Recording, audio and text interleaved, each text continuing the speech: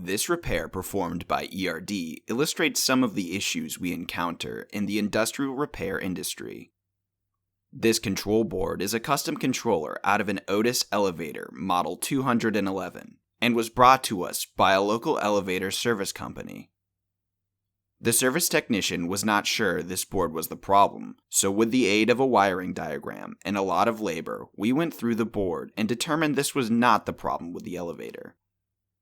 This allowed the service tech to move on and check other parts of the system, which led to finally discovering the actual problem.